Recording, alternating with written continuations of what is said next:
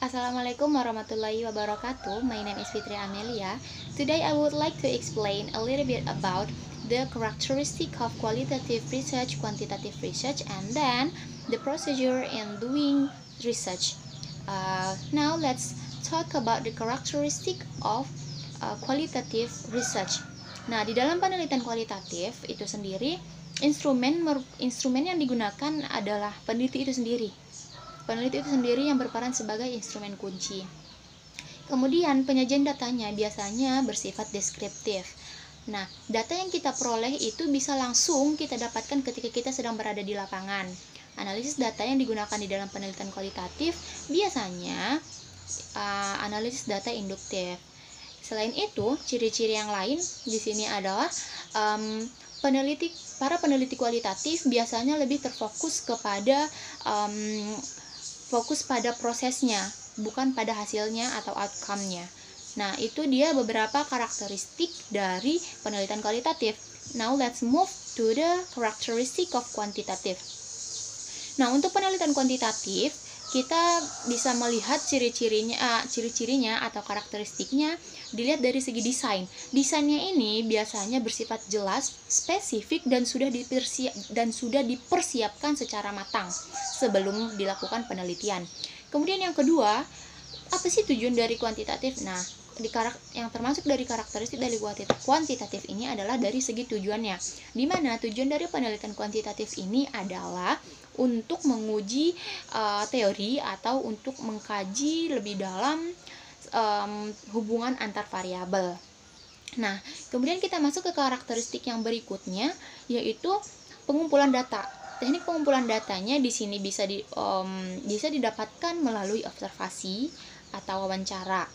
Dan analisis datanya, jika tadi di kualitatif kita menggunakan induktif, nah di kuantitatif kita menggunakan deduktif.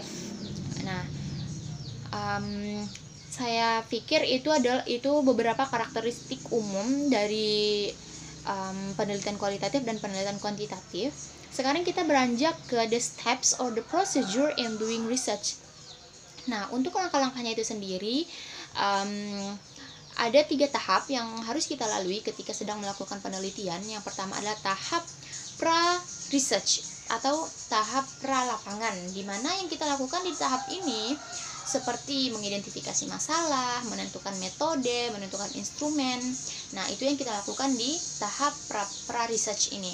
Kemudian kita masuk ke tahap kedua, di mana tahapnya adalah tahap pekerjaan lapangan atau tahap di mana kita sudah mulai terjun ke lapangan untuk meneliti. Yang pertama kita lakukan di tahap ini adalah melakukan wawancara ataupun observasi langsung. Nah, setelah kita melakukan wawancara atau observasi langsung di lapangan, nah, saatnya kita memberikan tes atau angket.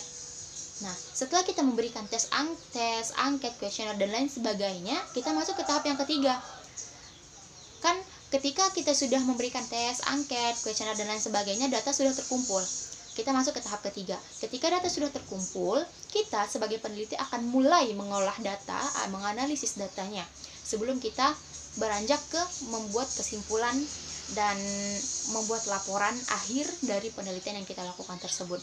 Nah, itulah tadi 3 tahap yang harus kita lakukan ketika kita ingin melakukan penelitian atau research, yaitu tahap pra-research, tahap pekerja lapangan atau ketika tahap di mana kita sudah melakukan penelitian, dan tahap analisis data, sekaligus tahap akhir di mana setelah datanya dianalisis, diperoleh, dan akhirnya menjadi sebuah laporan atau menjadi sebuah penelitian.